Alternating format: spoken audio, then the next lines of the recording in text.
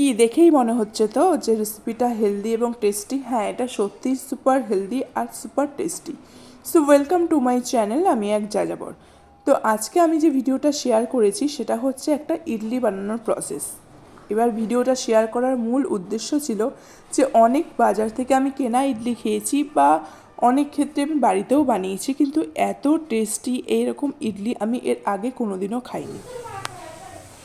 একটু প্রসেসটা লেন্দি হলেও এইরকম করে যদি ইডলি বানিয়ে খাওয়া যায় তাহলে সত্যিই মন ভরে যায়। এই রেসিপিটা আমি আমার প্রতিবেশী একজন মহারাষ্ট্রিয়ানের কাছ থেকে শিখেছি এবং উনি আমাকে কিন্তু বানিয়ে এই রেসিপিটা আমাকে খাইয়েছে। সত্যি এটা অ্যামেজিং।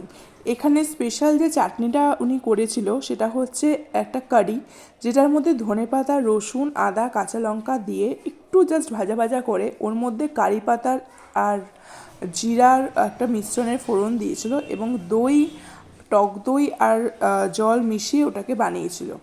তো পুরো রেসিপিটা আমি এখানে বলে বলে শেয়ার করতে পারলাম না, কারণ ভিডিওটা অনেক লেন্দি হবে। বাট সত্যি যদি আপনাদের কেউ এরকম চেনা জানা থাকে যে মহারাষ্ট্র মুম্বাই থেকে বিলং করে, তার হাতের ইডলি অবশ্যই একবার খেয়ে দেখবেন, প্রেমে পড়ে যাবেন, অন্য কোনো ইডলি আপনার খেতে ইচ্ছা করবে না। তো আমার চ্যানেলটা যদি ভালো লেগে থাকে তাহলে একটু সাবস্ক্রাইব করে দেবেন। Tata, bye bye.